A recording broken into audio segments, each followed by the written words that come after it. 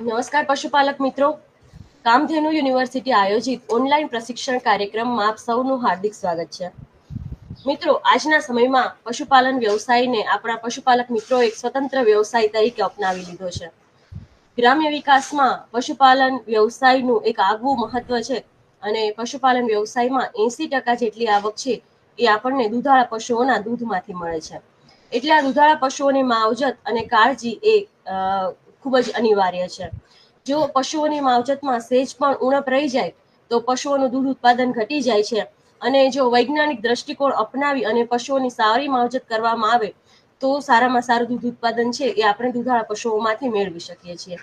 તો આ વિષયની અગત્યતાને ધ્યાને લઈ અને દૂધાળા પશુઓની માવજત કઈ રીતે કરી શકાય એ વિષય પર વિસ્તૃત ચર્ચા કરવા માટે આજે આપણે વિષય નિષ્ણાંત તરીકે આમંત્રિત કર્યા છે ડોક્ટર આરબી મકવાણા સાહેબને.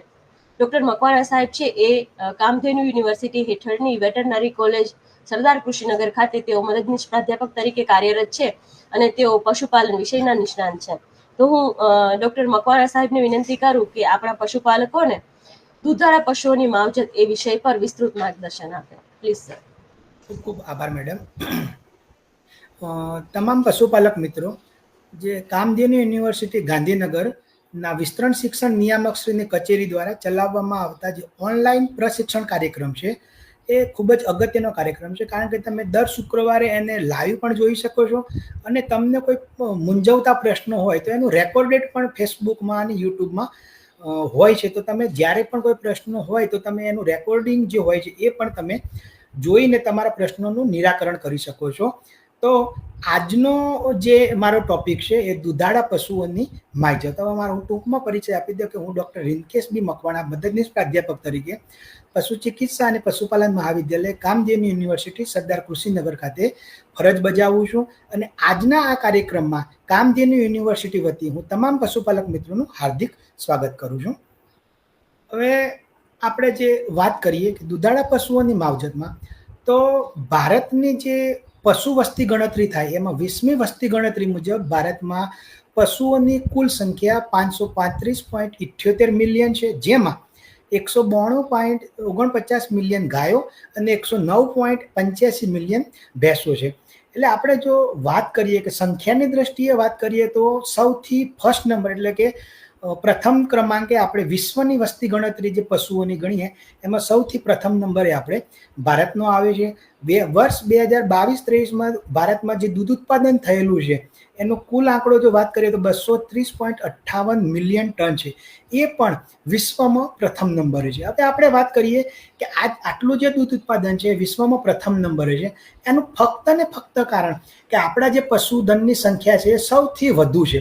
પરંતુ જો આપણે એક પશુ દીઠ દૂધ ઉત્પાદનની સરેરાશ દૂધ ઉત્પાદનની વાત કરીએ એક દિવસની, તો ભારતીય જે પશુઓ છે, ભારતીય ઓલાદના જે પશુઓ છે એનું દૂધ ઉત્પાદન ફક્ત ને ફક્ત 3.44 કિલોગ્રામ એક જ દિવસનું છે. જ્યારે એની સાપેક્ષમાં આપણે જે વિદેશી ગાયો છે, HF છે, જર્સી છે, એ બધી જે વિદેશી નસ્લની ગાયો છે એનું એક દિવસનું દૂધ ઉત્પાદનની વાત કરીએ તો 8.55 કિલોગ્રામ એક દિવસનું સરેરાશ દૂધ ઉત્પાદન છે. તો આપણી ગાયો અને વિદેશી ગાયોમાં જે ડબલ કરતાં પણ વધુ દૂધ ઉત્પાદન છે. તો આપણે જે ફર્સ્ટ નંબર છે એ ફક્ત ને ફક્ત આપણે જે ગાયોની સંખ્યા છે, ગાય ભેંસોની ટોટલ સંખ્યા છે એના કારણે જ છે. હવે આટલું જે દૂધ ઉત્પાદન આપણે ગણીએ તો સૌથી ખૂબ જ ઓછું છે. હવે આ દૂધ ઉત્પાદન વ્યવસાયમાંથી યોગ્ય વળતર મળી રહે તે માટે આપણા પશુઓની ઉત્પાદક વધારવાની ખાસ જરૂરિયાત છે. અને એ વધારવા માટે આપણે વૈજ્ઞાનિક ઢબે કયા કયા પાસાઓ વિચારી શકીએ અને અમલમાં મૂકી શકાય તેની આપણે વિસ્તૃત અહીંયા ચર્ચા કરીશું. હવે આપણે વાત કરીએ કે જે દૂધાળા પશુઓ છે, તો દૂધાળા પશુઓનો સૌથી મહત્વની જે વસ્તુ છે એનો આહાર. આપણે એના પશુ આહારની વાત કરીએ તો જે એનું ઉછેરવામાં જેટલો ખર્ચો થાય છે, દાખલા તરીકે એનો લેબરનો ખર્ચો છે, એને દવાઓનો ખર્ચો છે કે બીજો જેટલો પણ આપણે ટોટલ ખર્ચો ગણતા હોઈએ છીએ, એમાંથી 100 રૂપિયા જો આપણે ખર્ચીએ તો 60 થી 70 રૂપિયા જે અંદાજિત ખર્ચો થાય છે એ એના ખોરાક પાછળ થાય છે. હવે આ જે ખોરાક છે જેટલો આપણે ગુણવત્તાયુક્ત પશુઓને આપીશું તો એનું જે આઉટકમ એટલે કે દૂધ ઉત્પાદન થવાનું છે એમાં જો ગુણવત્તાયુક્ત ખોરાક આપીશું તો દૂધ ઉત્પાદનમાં સારો એવો આપણે ફાયદો અથવા નફો મેળવી શકીએ છીએ. હવે પશુઓનો આહાર કેવો હોવો જોઈએ? તો પશુઓને એક તો ભાવે તેવો, પછી એને જે જરૂરિયાત મુજબના પોષક તત્વો છે તો પોષક તત્વ યુક્ત, એમાં કોઈ નુકસાનકારક તત્વો અથવા ફૂગ વિનાનો હોવો જોઈએ. અમુક ટાઈમે કેવું થાય છે પશુપાલક મિત્રો કે આપણે સવારે ઘાસ કાપી દઈએ છીએ પણ અમુક ટાઈમે શું થાય છે કે પશુઓને નિરણ આપણે કરતા નથી. હવે નિરણ ના કરો, દાખલા તરીકે અત્યારની ઉનાળાની સિઝન જે છે એવી સિઝનમાં હોય તો તમે ઘાસ કાપીને એક જગ્યાએ ભરી રાખો તો એમાં શું છે બફારો થાય, એમાં એક પ્રકારનું ફૂગ વળવાની શક્યતા અથવા બફારો થાય તો એનો જે સ્વાદ છે એ સારો એવો રહેતો નથી. પછી એવું જો નિરણ તમે પશુઓનો કરશો તો પશુ એને એ ભાવતું નથી. એટલે જ કહેવામાં આવ્યું છે કે પશુઓને ભાવે તેવો, એટલે કે જેવી આપણે કાપણી કરીએ એવો તરત જ પશુઓને ખોરાક આપવામાં આવે તો એની પાચન ક્ષમતા અને એની જે ભાવવાની ક્ષમતા, ખોરાક ખાવાની ક્ષમતા છે એમાં પણ ઘણો એવો સારો એવો વધારો થતો હોય છે. હવે આપણને ઘણી વખત પશુપાલક મિત્રોને પ્રશ્ન થતો હોય છે કે ગાય ભેંસને કેટલા પ્રમાણમાં, કેટલા વજનની ગાય હોય, કેટલું દૂધ ઉત્પાદન આપતી હોય, તેને ઓછામાં ઓછું કેટલું લીલું, કેટલું સૂકું અને કેટલું દાણ આપવું જોઈએ. તો આપણે વાત કરીએ તો આપણે પશુપાલક મિત્રો પાસે કોઈ 400 કિલોગ્રામની ગાય છે તો એને આપણે ઓછામાં ઓછું 15 થી 20 કિલોગ્રામ જેટલો લીલો ચારો આપવો જોઈએ. હવે પશુઓ જે આ વાગોળનારા પશુઓ છે એમાં જઠરની રચના એવી હોય છે કે એમાં જે પાચન થાય છે એના અંદર રહેલા સારા એવા જીવાણુઓ દ્વારા થતું હોય છે. હવે એ સારા એવા જીવાણુઓના ઉત્પાદન, એની પોતાની વૃદ્ધિ માટે પણ આ જે લીલો ચારો આપીએ છીએ એમાંથી એ પોતાની વૃદ્ધિ કરતા હોય છે. તો ઓછામાં ઓછો 15 થી 20 કિલોગ્રામ જેટલો લીલો ચારો આપવામાં આવે તો જ એનું જે પાચન ક્ષમતા સારી એવી જળવાઈ રહેતી હોય છે. હવે પશુપાલક મિત્રો આપણને અમુક ટાઈમ એવું થાય કે આપણે જનરલી ધાન્ય વર્ગના પાકો જ આપણે ઉછેરતા હોઈએ છીએ. ધાન્ય વર્ગના પાકોમાં આપણે બાજરો છે, મકાઈ છે, જુવાર છે, એ બધા હોય છે. હવે આપણે વૈજ્ઞાનિક રીતે પશુપાલનમાં કેવું છે કે આપણી જોડે પાસે જો જમીન અવાઇલેબલ હોય, ધાન્ય વર્ગ ઉગાડી શકીએ એના સિવાયની પણ જમીન અવાઇલેબલ હોય તો જોડે કઠોળ વર્ગનો પણ ચારો વાવવો જોઈએ. કઠોળ વર્ગના ચારામાં રચકો છે, બરસીમ છે, ચોળા છે, તો એ બધો જે ચોળા ને બધું છે એનો જે પાક છે અથવા એનો જે ચારો છે તો આપણે જોડે ધાન્ય વર્ગનો ચારો હોય પ્લસ કઠોળ વર્ગનો ચારો હોય તો આ બંને મિક્સ કરીને 60:40 એટલે દાખલા તરીકે 10 કિલોગ્રામ તમે એને ટોટલ ચારો આપો છો તો 6 કિલોગ્રામ ધાન્ય વર્ગનો ચારો અને 4 કિલોગ્રામ કઠોળ વર્ગનો ચારો. મેં જે વાત કરી રચકો છે એ બધામાં કેવું છે કેલ્શિયમ અને પ્રોટીન્સનું પ્રમાણ ખૂબ જ સારું એવું હોય તો ધાન્ય વર્ગનો જે ચારો આપવાનો છે એની માત્રામાં ઘણો એવો ઘટાડો થઈ શકે છે અને આપણને ઓછા કોસ્ટમાં આપણે એને પશુપાલન કરી શકીએ છીએ. અને બીજું સૂકો ચારો જે છે દરરોજ પશુ ખાય તેટલો લીલા ચારા સાથે મિક્સ કરીને આપવાથી બગાડ અટકાવી શકાય છે.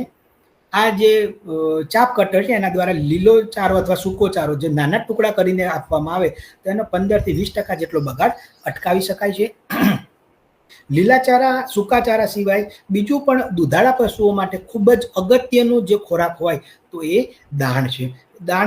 દાણ ઓછામાં ઓછું 18% પ્રોટીનવાળું અને 65 થી 70% કુલ પાચ્ય તત્વો હોય એ પ્રકારનું દાણ હોવું જોઈએ. અમુક ટાઈમે પશુપાલક મિત્રોને મગજમાં પ્રશ્ન થતો હોય છે કે દાણ આપણે કઈ કંપનીનું સારું?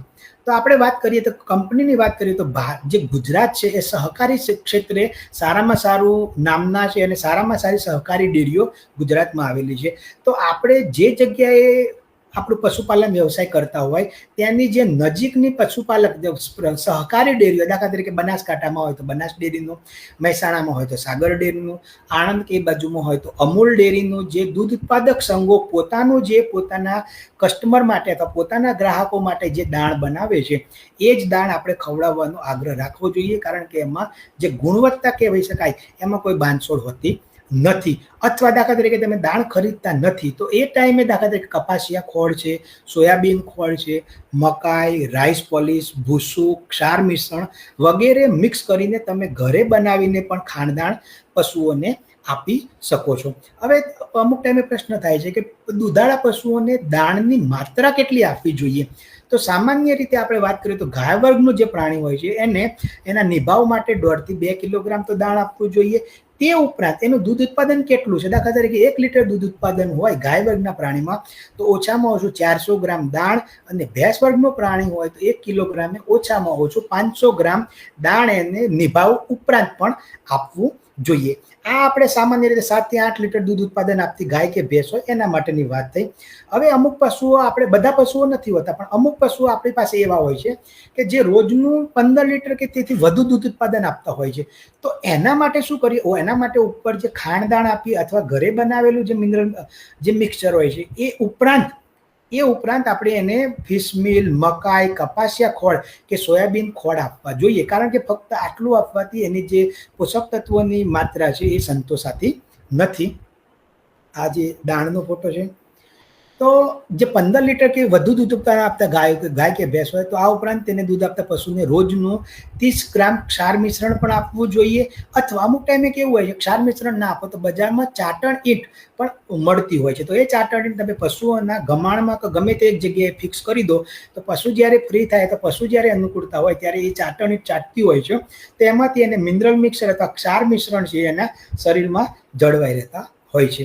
આ આપણે વાત થઈ લીલો ચારો, સૂકો ચારો, દાણ. આ ઉપરાંત પાણી પણ ખૂબ જ અગત્યનું પરિબળ છે. જેટલું વધુ પાણી આપવામાં આવે એને જરૂરિયાત મુજબ, દાખલા તરીકે કોઈ ગાય કે ભેંસ હોય તો એને ઓછામાં ઓછું 50 થી 60 લીટર એના શરીરના નિભાવ માટે, તેમજ એનું દૂધ ઉત્પાદન જેટલું હોય 1 લીટર દૂધ ઉત્પાદન ઓછામાં ઓછું 3 લીટર પાણીની એને શરીરમાં જરૂરિયાત રહે જ તો જ 1 લીટર દૂધ ઉત્પાદન થઈ શકે છે. એટલે આપણી પાસે જો 10 લીટર 400 કિલો વજનવાળી ને 10 લીટર દૂધ ઉત્પાદનવાળી ગાય હોય તો ઓછામાં ઓછું એને 60 લીટર એના શરીરના નિભાવ માટે વત્તા 10 લીટર એટલે 30 લીટર, એટલે 60 વત્તા 30 લીટર એટલે 90 લીટર પાણી એના શરીરમાં જાય તો જ એ સારું એવું દૂધ ઉત્પાદન કરી શકે છે. તો આ વાત થઈ એના ખોરાકની. હવે દુધાળા પશુઓ પાસેથી સારી રીતે અથવા જેને મહત્તમ દૂધ ઉત્પાદન મેળવી શકાય એનો બીજો પાસો છે દુધાળા પશુઓની વ્યવસ્થા. દુધાળા પશુઓની વ્યવસ્થામાં આપણે વાત કરીએ તો સૌથી મહત્વનું પાસું છે એનું દોહન. હવે કેવું થાય છે કે દોહનનો સમય છે નિયમિત રીતે અને 7 મિનિટમાં પૂર્ણ કરવું. નિયમિત રીતે કેવી વાત છે, દાખલા તરીકે કોઈ પશુને તમે સવારે 5 વાગે એનું દોહન કરો છો તો 12 કલાક થાય એટલે બીજા સાંજે 5 વાગે એનું તમે દોહન કરો તો કુદરતી રીતે જે આપણે એને પ્રાસકો મૂકવાની ક્રિયા છે કુદરતી રીતે 12 કલાકના અંતરે થતી હોય છે. તો તમે એમાં નિયમિત સમયમાં થોડીક બાંધછોડ અથવા થોડીક આગુ પાછું કરો છો તેનો પ્રાસકો મૂકવાનું જે કાર્ય છે કુદરતી રીતે થતું જ હોય છે, પરંતુ તેમાં થોડુંક આગુ પાછું થાય તો જે દૂધ ઉત્પાદન ક્ષમતા છે અથવા દૂધ જે આપવાની ક્ષમતા છે એમાં ઘણો એવો ઘટાડો થતો હોય છે. અને 6 થી 7 મિનિટનો સમયગાળો છે અને પ્રાસકો મૂકવાનો સમયગાળો છે. તો એટલા સમયમાં મહત્તમ દૂધ ઉત્પાદન આપણે અથવા દૂધ દોહનની ક્રિયા છે એટલા સમયમાં પૂરો કરવામાં આવે તો જ આપણે મહત્તમ દૂધ ઉત્પાદન કરી શકીએ છીએ. આ આપણે વાત થઈ સામાન્ય રીતે 7 થી 8 લીટર દૂધ ઉત્પાદન અથવા 10 લીટરથી ઓછું દૂધ ઉત્પાદન આપતી ગાય કે ભેંસની વાત છે. હવે 15 લીટરથી વધુ દૂધ હોય કોઈ ગાય કે ભેંસનું તો એને ઓછામાં ઓછું 8 કલાકના અંતરે 3 વખત દોહવાથી આપણે રિસર્ચ થયેલું છે અથવા સંશોધન થયેલું છે ઓછામાં ઓછું 15 થી 20% દૂધ વધુ મેળવી શકાય છે. હવે આપણે દૂધ ઉત્પાદન જ્યારે કરતા તો સ્વચ્છ દૂધ ઉત્પાદન માટે પશુને જ્યારે દોહવાની પ્રક્રિયા ચાલુ થાય એના પહેલા એનો પાછળનો એટલે બાવનો અથવા પાછળનો જે ભાગ છે પાણીથી સાફ કરવો જોઈએ. પોટેશિયમ પરમેંગેનેટ યુક્ત હુંફાળા પાણીથી આવ અને આંચલની સફાઈ કરવી જોઈએ. આ બધું થયું એ દૂધ ઉત્પાદન દોહનની પ્રક્રિયા પહેલાની વાત છે. દોહનની પ્રક્રિયા પૂર્ણ થઈ જાય ત્યારે આપણે મસ્ટાઇટિસ અથવા આવના સોજા જે છે એ સૌથી વધુ રોગ પશુઓમાં થતું હોય છે એ ના થાય એના માટે જે દૂધ ઉત્પાદન પૂરું થઈ જાય એટલે આંચળને જે છે એમાં ટીટડીપ નામનો એક કેમિકલ આવતા હોય છે એનાથી એને બોળવામાં આવે તો એ જે મસ્ટાઇટિસ અથવા આવનો સોજો છે એમાં ઘણો એવો ઘટાડો કરી શકાય છે. અને ખૂબ જ અગત્યનું પરિબળ આપણે જો વાત કરીએ તો પશુઓને શાંત વાતાવરણમાં દોહન કરવું જોઈએ. શાંત વાતાવરણમાં દોહન કરવાથી શું થાય છે, અમુક ટાઈમે ઘોંઘાટ કે બીજા કોઈ પરિબળો હોય તો પશુઓની જે માનસિક પરિસ્થિતિ છે તો માનસિક સ્થિતિ છે એમાં ડિસ્ટર્બ થતું હોય છે તો દૂધ ઉત્પાદનને એ સમયે પણ ઘટાડો થતો હોય છે. તો જ્યારે પશુઓને દોહવામાં આવે ત્યારે આજુબાજુનું વાતાવરણ ખૂબ જ શાંત હોવું જરૂરી છે. હવે બીજો અગત્યનો પરિબળ છે વસુકેલ સમયગાળો. જ્યારે ગાય કે ભેંસ ગાભણ થતી હોય છે વેતરનું દૂધ ઉત્પાદન પૂર્ણ થવાના આરે હોય, જ્યારે ગાય કે ભેંસ ગાભણ થયેલી હોય તો ઓછામાં ઓછું એને 60 થી 80 દિવસનો એનો વસુકેલ સમયગાળો ઓછામાં ઓછો હોવો જોઈએ. અને એનું કારણ છે કે વેતર દરમિયાન વપરાયેલ શક્તિ તત્વોનો પુનઃસંચય થઈ શકે છે આ સમયગાળામાં, તથા જે દૂધ ગ્રંથિઓ પુનઃનિર્માણ પામી પછીના વેતરમાં કાર્યક્ષમ રીતે દૂધ ઉત્પાદન કરી શકે એટલા માટે ઓછામાં ઓછો 60 થી 80 દિવસનો વસુકેલ સમયગાળો હોવો ખૂબ જ જરૂરી છે. અમુક ટાઈમે અમે કૃષિ મહોત્સવમાં કે કોઈ પણ જગ્યાએ જતા હોય તો પશુપાલક મિત્રોને વાત કરીએ તો એ કહેતા હોય છે કે અમે તો સાહેબ જ્યાં સુધી બીજું વિયાણ ના થાય ત્યાં સુધી અમે દૂધ ઉત્પાદન અથવા દૂધ લેતા હોઈએ છીએ, પરંતુ આ વૈજ્ઞાનિક રીતે ખોટું છે. ઓછામાં ઓછો આટલો સમયગાળો આપો તો જ આ બધી વસ્તુ સારું એવું દૂધ ઉત્પાદન બીજા જે વેતરમાં છે એ કરી શકે છે. અને ગાભણ પશુને 7 થી 8 માસનો ગર્ભ હોય ત્યારે એને વસુકાવવું જોઈએ. અમુક ટાઈમે કેવું હોય છે કે પશુપાલક મિત્રો જ્યારે દૂધ ઉત્પાદન આપતી ગાય કે ભેંસ હોય એને જ ખાણ કે દાણ આપતા હોય છે, પરંતુ એવું ન કરતા દાખલા તરીકે વસુકેલ સમયગાળાવાળી અથવા જે ગાય કે ભેંસ હોય એને પણ બીજા જે વેતર માટે દૂધ ઉત્પાદન તૈયાર થતું હોય એના માટે ઓછામાં ઓછું 2 કિલોગ્રામ દાણ એને પણ આપવું ખૂબ જ જરૂરી છે. બીજું અગત્યનું, એના પછીનું અગત્યનું પાસું છે પશુ રહેઠાણ. પશુ જે જગ્યાએ રહે છે અથવા એનું જે રહેઠાણ છે એ પણ એને આરામદાયક રહેઠાણવાળી જગ્યા જો આપણે એને પૂરી પાડીશું તો જ એને દૂધ ઉત્પાદનમાં અથવા જે પોતે કમ્ફર્ટેબલ અથવા પોતે આરામદાયક હોય તો એની જે ક્રિયાઓ છે, જે વૃદ્ધિની ક્રિયા છે, દૂધ ઉત્પાદનની ક્રિયા છે, એમાં સારો એવો એ વધારો કરી શકે છે. તો ઓછામાં ઓછું 50 થી 60 ચોરસ ફૂટ શેડવાળી જગ્યા અને 100 ચોરસ ફૂટ ખુલ્લી જગ્યા એને આપવી જોઈએ. હવે રહેઠાણની બાબતમાં આપણે સંશોધન થયેલું છે જુનાગઢ કૃષિ યુનિવર્સિટી ત્યારે કે દૂધણી ભેંસોને રોજના 18 કલાક લાઇટ પ્રકાશમાં, એટલે 12 કલાક તો આપણે જે સૂર્યપ્રકાશ હોય છે વત્તા 18 કલાક એટલે વધારાના 6 કલાક આપણે CFL બલ્બ કે ટ્યુબલાઇટનો પ્રકાશમાં રાખવાથી દૂધ ઉત્પાદનમાં 24% વધારો થાય છે. અને તથા દૂધણી ભેંસોને આ ફક્ત લાઇટની વાત છે, દૂધણી ભેંસોને 18 કલાક લાઇટ અને રોજ 2 વખત નવડાવવાથી દૂધ ઉત્પાદનમાં 27.7% વધારો નોંધાયેલ છે. લાંબા સમય આનું કારણ છે કે લાંબા સમયગાળા માટે ભેંસોને પ્રકાશમાં રાખવામાં આવે તો તેમાં ખોરાકમાં વધારો થાય છે, અને ખોરાકમાં વધારો થાય અને પાચન શક્તિમાં વધારો થાય તો દૂધ ઉત્પાદનમાં પણ સારો એવો વધારો થાય છે. અને એના માટે ટ્યુબલાઇટ, CFL બલ્બ વગેરેનો આપણે કુદરતી સૂર્યપ્રકાશ સિવાયના સમયગાળામાં આ બધી વસ્તુઓનો ઉપયોગ કરીને આપણે એને વધારાનો પ્રકાશ આપી શકીએ છીએ. હવે ગરમીની ઋતુમાં દુધાળા પશુઓની અત્યારે આપણે સામાન્ય રીતે તાપમાન જોઈએ તો 42, 43, 45 ડિગ્રીની તાપમાન જતું હોય છે.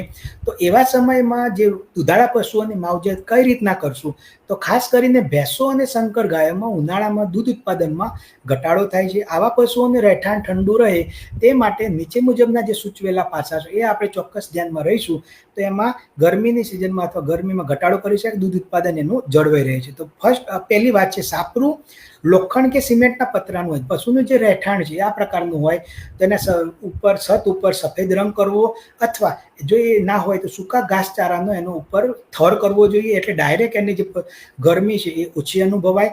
આવાસની આસપાસ પાણીનો છંટકાવ કરવો જોઈએ એટલે એને થોડું ઠંડક મળી રહે. શેડની અંદર પંખાની વ્યવસ્થા, ફોગર્સની વ્યવસ્થા, આજુબાજુમાં જે શેડ હોય છે એની આજુબાજુમાં ઘટાદાર વૃક્ષો આપણે વાવવા જોઈએ તો એને પણ સાયડો એવો મળી રહેતો હોય છે. પછી ખૂબ જ અગત્યની વાત છે, ઉનાળાના સિઝનમાં જે ગાય કે ભેંસ હોય છે એને આપણે જે નિરણ આપતા હોઈએ એ એવા કલાકોમાં આપવું જોઈએ નિરણ કે સવારે જ્યારે સૂર્યપ્રકાશ અથવા ગરમીની માત્રા શરૂ થાય એના પહેલા સવારે, સાંજે જ્યારે સૂર્યપ્રકાશ ઓછો થઈ જાય તો રાત્રિના સમયમાં આપવાથી અમુક ટાઈમ કેવું થાય છે કે ખોરાક આપવાથી એને ચયાપચયની ક્રિયા થવાથી એના અંદર પણ ગરમી ઉત્પન્ન થતી હોય છે. તો બહારની ગરમી વત્તા અંદરની ગરમી હોય તો એને ચયાપચયની ક્રિયામાં ઘણો એવો ઘટાડો થાય છે.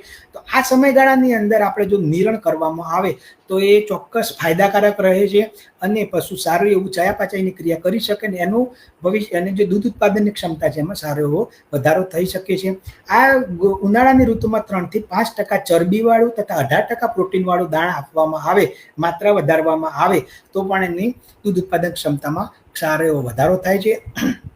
પશુ રહેઠાણની આજુબાજુમાં જે ખુલ્લી દિવાલ હોય ત્યાં આપણે પાણીથી પલાળેલા અથવા ભીના કંતાન લગાવવા જોઈએ, અથવા જે પવન આવે છે એ થોડોક આપણને લીલો અથવા થોડોક એમાં ભેજનું પ્રમાણ હોય તો એમાં ગરમીમાં ઘટાડો થાય છે. અમુક ટાઈમે કેવું થાય છે કે ઉનાળાની સિઝનમાં જો વધુ ગરમીની અસર જોવા મળે તો આપણે રાહ ના જોતા તાત્કાલિક નજીકના પશુ ચિકિત્સક અધિકારીનો સંપર્ક કરી અને એની સારવાર કરાવવી જોઈએ. એ ટાઈમે આપણે લૂ લાગવાની શક્યતા ઘણી એવી વધી જાય છે.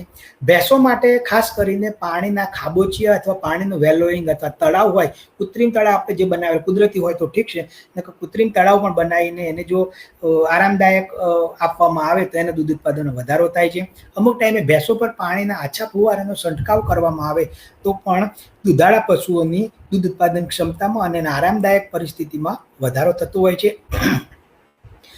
હવે બીજી વાત છે એની આરોગ્યની જાળવણી અથવા આરોગ્ય સારું એવું જળવાઈ રહે છે તો પણ દુધાળા પશુઓની દૂધ ઉત્પાદન ક્ષમતામાં સારો એવો વધારો થતો હોય છે. આરોગ્યની જાળવણીમાં આપણે વાત કરીએ તો જે પશુઓના રહેઠાણની આસપાસ જે સાણ કે બધું ભેગું થતું એનો ત્વરિત અને યોગ્ય નિકાલ કરવો જોઈએ. ભોયતળિયાના પાણીથી સફાઈ કરવી જોઈએ. અઠવાડિયામાં 1 કે 2 વખત, રોજ ના કરતા ફિનાઇલથી સફાઈ કરવી જોઈએ.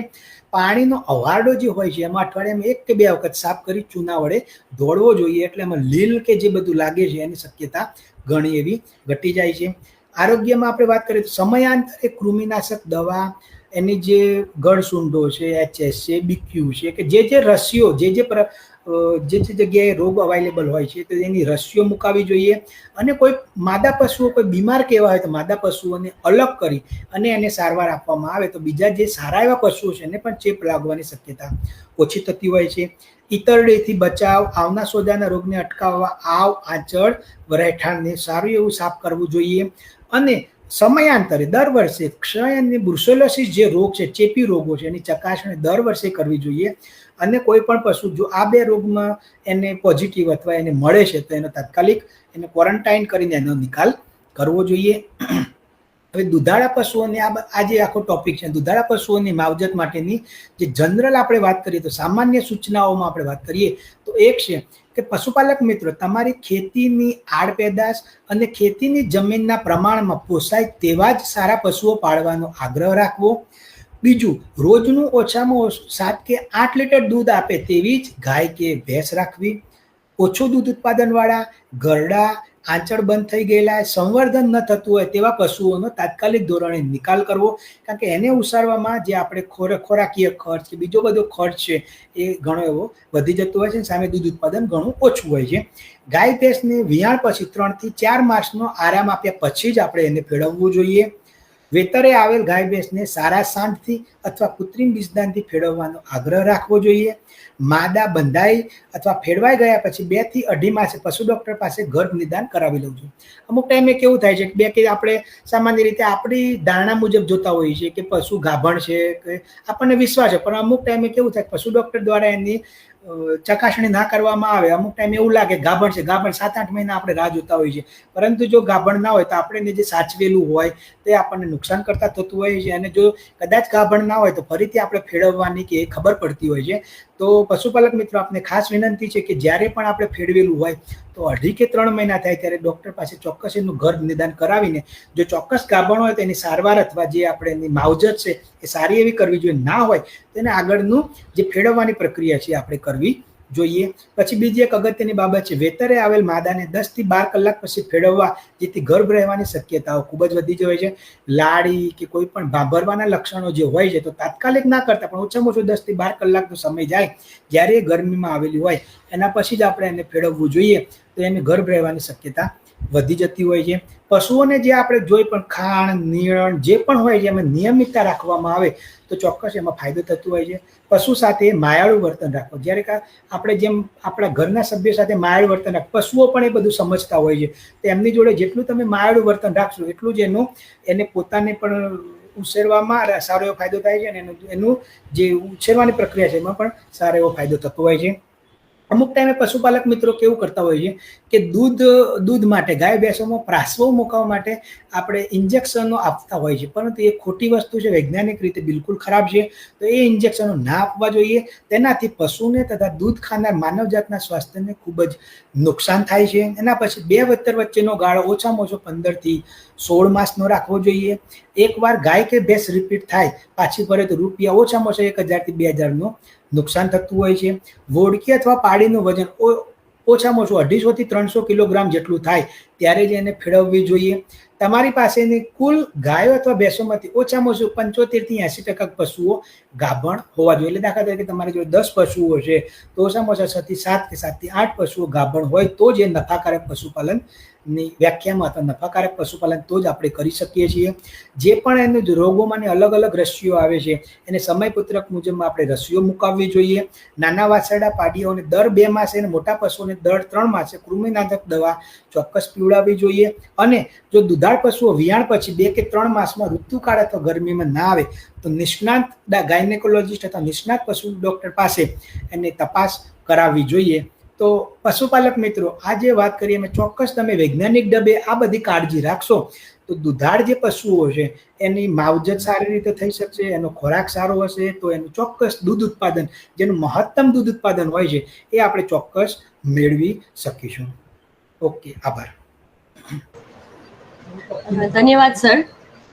મિત્રો, ડોક્ટર મકવાણા સાહેબે આપણને દૂધાળા પશુઓની વૈજ્ઞાનિક માવજત માટે કેવા પગલાં આપણા પશુપાલકોએ લેવા જોઈએ એ વિશે ખૂબ જ ઉપયોગી માહિતી આપી.